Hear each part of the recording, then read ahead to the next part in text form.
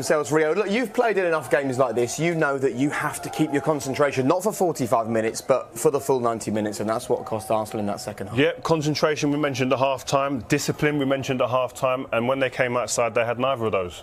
But are you surprised? Am I surprised? Are we surprised in here, this Arsenal team? This is what I've come to expect of Arsenal. You get them one half and you think, wow, they lull you back in again, and you think, yeah, this is Arsenal I was thinking about. They got the bit discipline back, come out second half, and they prove you right again. And they don't produce, they don't come up with the goods. A huge game here. Derby time to get within touching distance of Spurs, and they disappoint.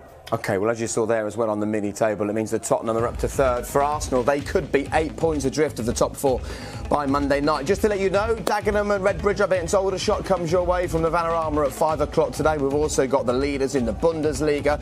We've also got some live cricket from the West Indies for you as well. And tonight from 1 o'clock in the morning, we've got some live UFC action. Romero up against Rockhold in that battle. But following us at 2:45 here, all of the action from the day's football and BT Sports score. Matt Smith is standing by with the team.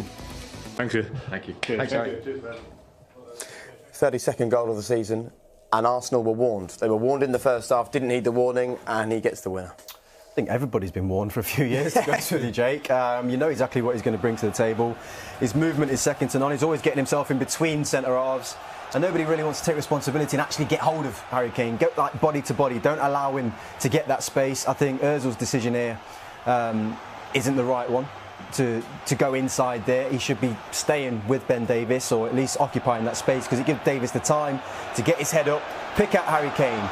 But saying all of that, that's one of the best headers you're likely to see this season. Just that whole kind of, that's Ozil getting into the wrong position, and this is Davies in the space I was talking about. But when you can pick your head up and you've got Harry Kane running at you, I mean, Martin and Rio might want to tear Koscielny apart. I think that's a really difficult situation he's got himself into, and Harry Kane is just phenomenal in that space. If you look at that slot there and you see, when you show your opponent your number and your name, you're in big trouble, and that can be defended much better. We talked, didn't we, about half-time, making sure that he doesn't get another opportunity from there. Well, that's body shape. That's about contact in the box, marking in the box. If it's done well there and efficiently enough, Harry Kane does not score, and he was the difference in the end. The hardest thing for a defender there, when there's time on the ball at this level, the hardest thing for a defender in the box there is to defend the centre forward. But the only way you can do that is if you forget about the ball and touch your man.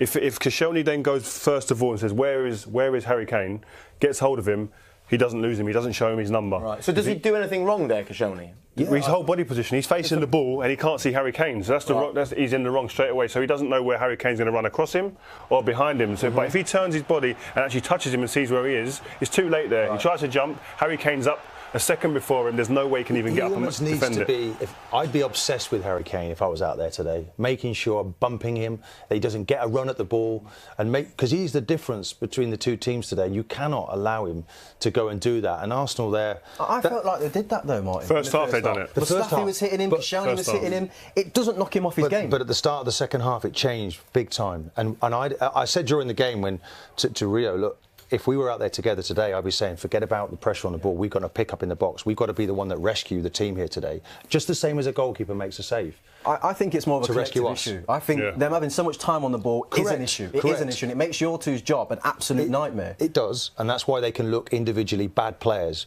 But I believe they can do better. If he sorts his feet out better and his body shape's better, he deals with that. I think it's a catalogue of errors within that whole. But at half-time, we were talking about Arsenal, talking about how well they were defending, how well organised they looked. Well, there was a better shape. They were more compact. It was the distances between the line. But, when the ball comes into the box, there's not enough pressure on the ball, and that happens. But, this is the build-up here. And you look at this, and Ozil, why is he getting attracted to the ball? He just leaves Davies with so much space. Now, at this point, if I'm in the box, I'm thinking, OK, danger. The danger button, I've got to get tight to him, and it starts much earlier than when Koscielny decides to engage him. And this is another one here. It goes over the top of Koscielny. But you see here, look at the midfield. There's Jack Wilshere out there, El Nani's out there. The first half, that wouldn't have happened. The organisation and discipline of this midfield in the second half was an absolute contrast, black and white, between the two halves. Was it the midfield or was it the whole team? The whole team, but the midfield in front. Where's the protection? Where's the players tracking the people coming into the box there? In the first half, Arsenal dropped back into blocks and they got set. Here, Jack Wilshere dragged that there, El Nani dragged that there. As a centre-half, defenders, you've got to be saying to them, listen, leave that for the full-backs. Yeah. I'll come over and help him, but you guys centre a goal. The centre of the goal, the centre of the box is where goals invariably are scored. It's a team organisation, but at some point there needs to be an instinct, as much as there is from Harry Kane, from the defender to say, do you know what, I'm going to go and look for Harry Kane. 3 chances, 3 times he's on his own in the box. Go and find him and park yourself on. And that takes us back to the transfer window. Well, have they got the right personnel in there? Not buying the defender, and if you were with us earlier, you would have asked Wenger tell us that they didn't have the money left to go and buy Johnny Evans, having done the deals they'd already done.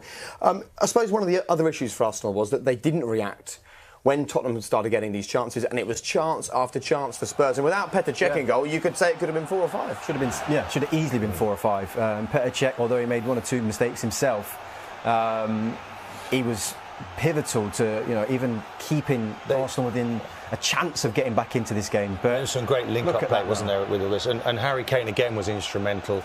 The better finishing there would have been a much more emphatic win. And I mean, look at that for a chest control there. So much vision, intelligence, running off the ball. It was all the good stuff today came from Tottenham. What I liked about Tottenham today is they look like a team who believe that they're better than Arsenal, who believe that when they play against a team in the top 4 or 5, we are better than you. And that's been a difference in the last few years. I think this team now are getting confidence week in, week out when they play against the teams, big games, live on TV at BT. They are saying we are the team to beat.